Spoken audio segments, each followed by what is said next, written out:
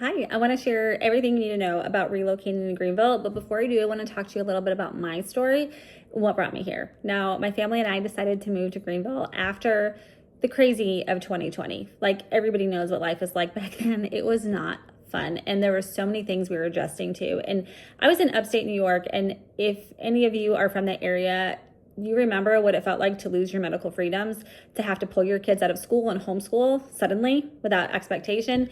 You know what it's like to see the laws change, the police lose their rights, the lack of ability to enforce, and the low amount of people able to show up and do that job. There was just so many things that were affecting safety, taxes, freedoms, all of that kind of thing. And we knew we wanted a life of freedom for our kids. So we decided to choose something different.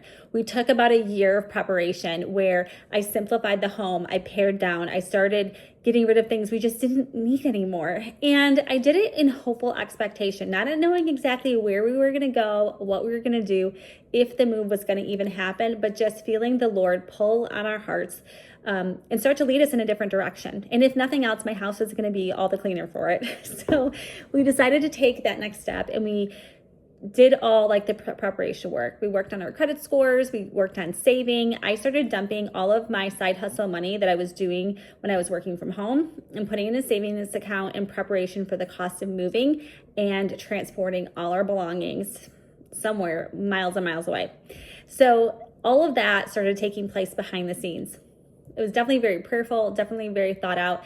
And to give a little bit of a faith-based background on this, because this was something we really invited the Lord into. Sorry, I've got like a grass home decor holding up my camera. But to give you some idea of what that looked like is we walked through the motions. We took a step of faith. And we didn't know if God was actually going to meet us there. We didn't know and didn't have any answer. As much as I prayed, as much as I read the word, as much as I fasted and asked other people to fast with us, I mean, he was hearing us in preserving my husband's job, because there was 3 different times during COVID he almost got sent home just because it wasn't like they weren't sure if it was essential. So we walked through all of that. God was faithful. He provided. But in regards to the moving situation, I hadn't heard and had a peace from him. So we just took steps of faith. And I think that's the biggest thing, is to start taking the steps. If there's nothing stopping you, if it's not a hard no, and there's just the silence from the Lord, walk in faith, because scripture says, lo, I am with you wherever you go. And he creates a path for us to walk in. And part of that is blind obedience, in the sense that we use our wisdom, we use the knowledge, the skills, the gifts he's given us, and we move forward. And he guides us in those steps. Faith takes action.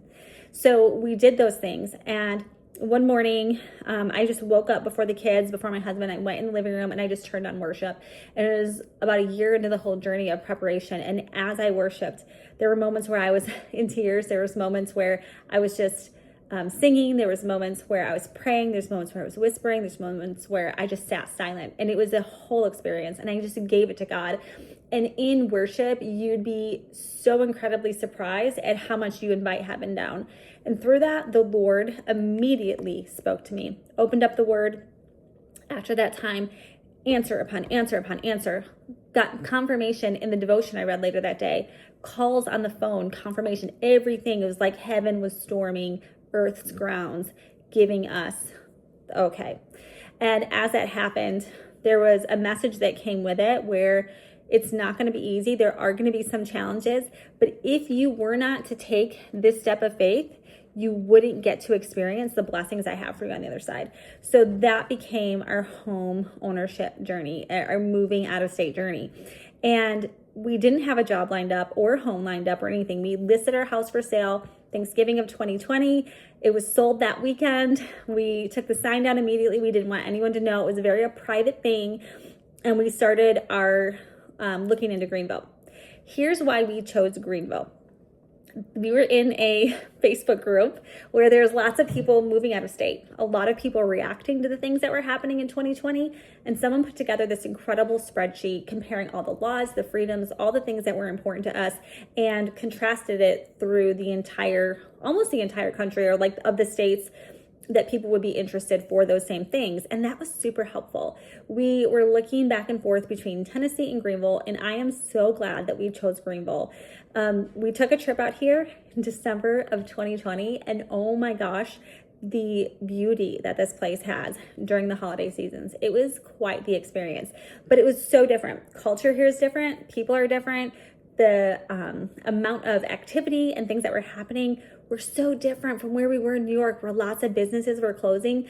Greenville's economy was thriving still. And so that was so exciting to see.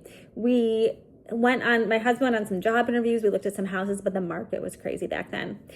God was faithful. We ended up connecting through our realtor with, she did the work for us. She helped us find a place to stay because we sold our house. We had no house to buy yet, and we needed a temporary holdover. And so she went in a Facebook group, she started talking to property managers, got the inside scoop, and really helped us find a place that was perfect for our family. A little bit of a long-term rental. They accepted pets, which was great, and we were able to bring our pup here with us. We packed up the moving truck. We put things in storage. We had a pod delivered here to this house where we stored some things, and we just started the home search. Now, I can tell you that it was a big shift culturally for us, and learning a whole new area, not knowing a single person, me being a stay-at-home mom. I needed community. There was things I needed to plug in. So this is one of the things I want to point out to you. The people who you connect with matter so much, and building community is important. So you want to consider what you want your lifestyle to look like. Things that I kind of rushed into, I wish I would have taken more time with, because even just like plugging my kids into a homeschool co-op, we chose something without having enough time to really look at it. And I don't necessarily know that for my kids, that was the best decision. So there's different things you want to consider when you're planning out your move. Bottom line is really understanding what your family needs and taking the time to plan and look for it. Our situation was so rushed, but knowing what I know now and knowing how many options I have, I actually think it would be wise for you to consider what's the best fit for your family. So spend some time with that. That's all personal preference, and that's based on what your individual family needs. So we got here, we moved into our Airbnb, and we met the most amazing people. And one thing I'll say is that the Lord was so faithful. We did not have the best neighbor on one side of us back in upstate New York. And that experience made for the hardest time. And so moving here, we were just so blessed at so many friendly people. I think that's one of the things that I've really loved about the community, is that for the most part, you can get into some really family-friendly neighborhoods where people are smiling, having conversation.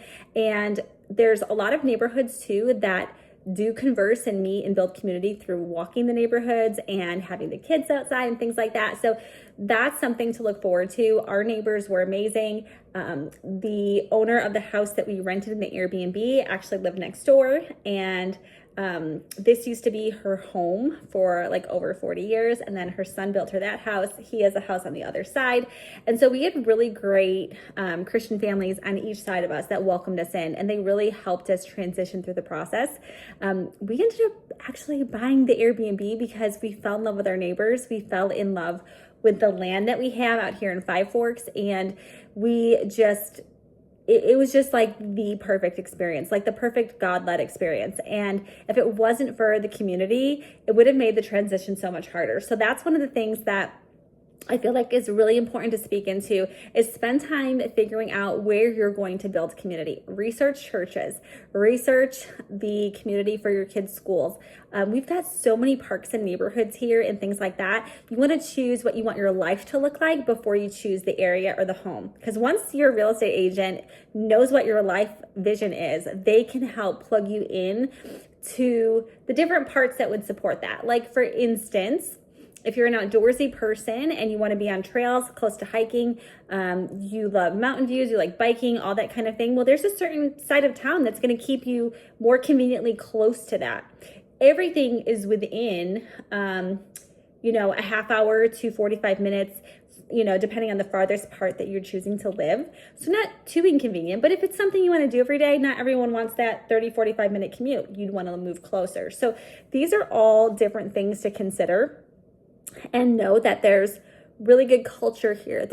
There's so many different things. Like if you are a foodie, everyone in Greenville knows, like we've got all the food options. If you're someone who loves like farm fresh and you want to shop at local markets, we've got so many local markets where you can get to know the farmers, you get to support local vendors.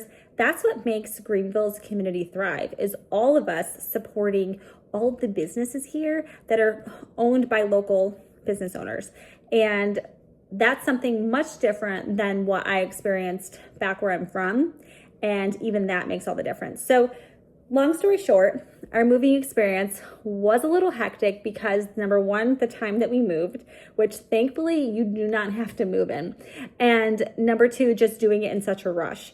I think one of the most important things for me is going to be walking you through and holding your hand so that you can have a well thought out, planned experience so that you're having an easier transition into what life in Greenville will be. So I hope this is helpful, hearing what this looks like. No matter what, if you're a believer and you're giving into the Lord in prayer, you do not have to worry that he's going to abandon you. He will not. He will be with you every step of the way. Prayerfully cover it, the entire experience. Know that I'm going to be praying for you as well. And I really do look forward to the chance to helping you during this incredible time of your life. All right. Thanks again, and I will see you soon.